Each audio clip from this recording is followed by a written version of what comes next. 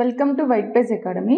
ఈరోజు కరెంట్ అఫైర్స్లో భాగంగా మన ఫస్ట్ టాపిక్ ఇప్పుడు చూద్దాం. ఈరోజు మన ఫస్ట్ టాపిక్ హారూప్ డ్రోన్. ఈ హారూప్ డ్రోన్ని అభివృద్ధి చేసిన దేశం ఏది అంటే ఇజ్రాయిల్. ఎందుకు దీనిని ఉపయోగించారంటే ఆపరేషన్ సింధూర్లో భాగంగా ఈ డ్రోన్ను ఉపయోగించారు.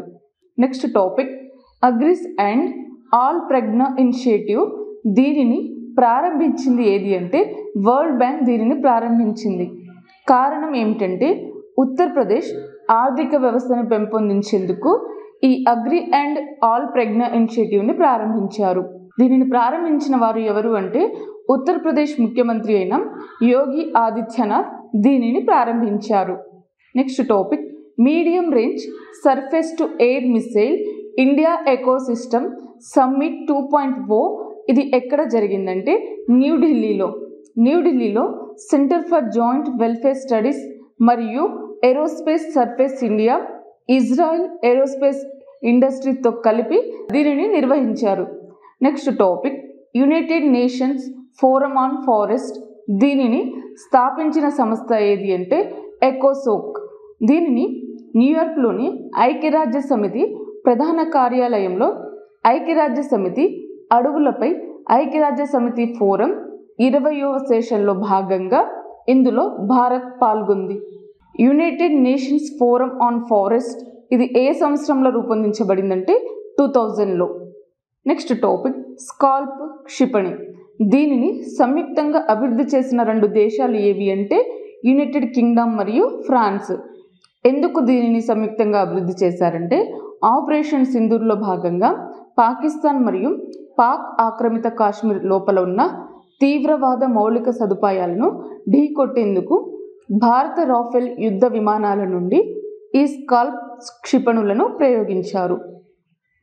ఈ స్కాల్ప్ క్షిపణి అనేది గాలిలో ప్రయోగించబడిన క్రూయిజ్. ఇది autonomous cruise missile system. United కింగ్డమ్లో భాగంగా దీనిని ఏర్పాటు చేశారు. యునైటెడ్ కింగ్డమ్లో దీనిని ఏమని పిలుస్తారంటే స్మార్ట్ షాడో అని పిలుస్తారు. నెక్స్ట్ టాపిక్ జనుకురుబ తెగ. జనుకురుబ తెగ ఎవరు? వీరు ప్రత్యేకంగా వార్తల్లోకి ఎందుకు వచ్చారు? వీరు ప్రధానంగా కనిపించే రాష్ట్రం ఎక్కడో ఇప్పుడు చూద్దాం. జనుకురుబ తెగవారు వీరు ప్రధానంగా ఎక్కడ కనిపిస్తారంటే కర్ణాటకలో కనిపిస్తారు. వీరెందుకు వార్తల్లోకి వచ్చారంటే వీరు నాగర్హోల్ నేషనల్ పార్క్లోని తమ పూర్వీకుల ఇళ్లను తిరిగి ఆక్రమించడం ప్రారంభించారు. ఈ కురులు హాని కలిగించే గిరిజన సమూహం గలవారు. జను కురుబ అనే పదం ఎక్కడి నుంచి వచ్చిందంటే కన్నడ భాష నుండి వచ్చింది. జను అంటే అర్థం ఏమిటంటే తేనె. అంటే దీనిని బట్టి వీరు తేనె సేకరణలో మరియు అటవీ సేకరణలో వారి సాంప్రదాయ పద్ధతులను ప్రతిబింబించారని తెలుస్తుంది. నెక్స్ట్ టాపిక్ భారత నౌకాదళ నౌక అంతర్జాతీయ సముద్ర రక్షణ ప్రదర్శన ఆసియా 2025లో భారత్ తరపున పాల్గొన్న నౌక ఏది అంటే ఐఎన్ఎస్ కిల్తాన్. IMDX అంటే ఇంటర్నేషనల్ మారిటైమ్ డిఫెన్స్ ఎగ్జిబిషన్. ఇది ఆసియా పసిఫిక్ ప్రాంతంలో ప్రధాన నౌకాదళం. నెక్స్ట్ టాపిక్ ప్రపంచ స్క్వాష్ ఛాంపియన్షిప్స్ 2024-2025 మహిళల విభాగం. ఇది ఎక్కడ జరిగింది? భారత్ తరపున ప్రాతినిధ్యం వహించిన వారు ఎవరో ఇప్పుడు చూద్దాం. ప్రపంచ స్క్వాష్ ఛాంపియన్షిప్ ఇది చికాగోలో జరిగింది. భారత్ తరపున ప్రాతినిధ్యం వహించిన వారు ఎవరు అంటే అన్హతా సింగ్. ఈమెకి 17 years. Next topic national technology day 2025. దీని యొక్క థీమ్ ఏమిటి? దీనిని ఏ తేదీన జరుపుకుంటారో ఇప్పుడు చూద్దాం. దీనిని ఏ తేదీన జరుపుకుంటామంటే మే 11న. 2025లో దీని యొక్క థీమ్ ఏమిటంటే యంత్ర Jugantar for advising new technology research and acceleration. Next topic వలస పక్షుల దినోత్సవం. వలస పక్షుల దినోత్సవాన్ని ప్రతి సంవత్సరం ఏ తేదీన జరుపుకుంటామంటే మే 12. నెక్స్ట్ టాపిక్ నర్సుల దినోత్సవం 2025. నర్సుల దినోత్సవాన్ని ఏ తేదీన జరుపుకుంటాం? దాని యొక్క థీమ్ ఏమిటి? ప్రత్యేకత ఏమిటి? ఎందుకు దీనిని నిర్వహించుకుంటామో ఇప్పుడు చూద్దాం. నర్సుల దినోత్సవాన్ని ప్రతి సంవత్సరం మే 12న నిర్వహించుకుంటాం. 2025లో దీని యొక్క థీమ్ వచ్చేసి nurses a voice lead delivering quality security equity. ప్రత్యేకత ఏమిటంటే ఫ్లోరెన్స్ నైటింగేల్ ఆమె యొక్క పుట్టినరోజు సందర్భంగా ఈ నర్సెస్ డేని జరుపుకుంటాము. 1974లో ఆధునిక నర్సింగ్ స్థాపకురాలు ఫ్లోరెన్స్ నైటింగేల్.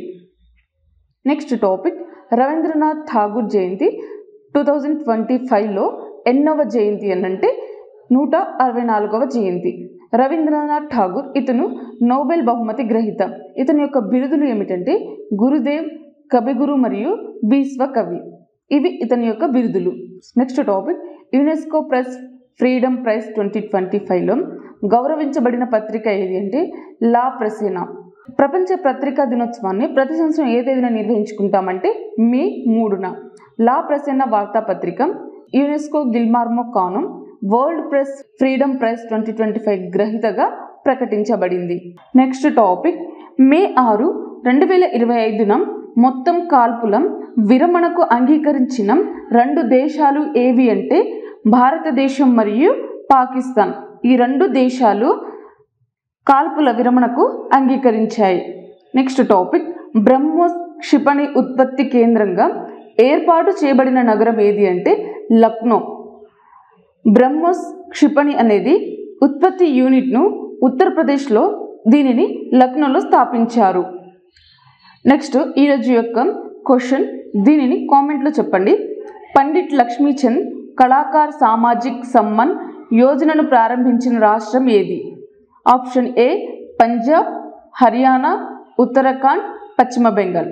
సో ఇది ఈరోజు యొక్క కరెంట్ అఫైర్స్కి సంబంధించిన టాపిక్. ఈరోజు క్లాస్కి సంబంధించిన PDF యాప్లో ఉంది, డౌన్లోడ్ చేసుకోండి. వీడియోని లైక్ చేయండి, షేర్ చేయండి. Thank you.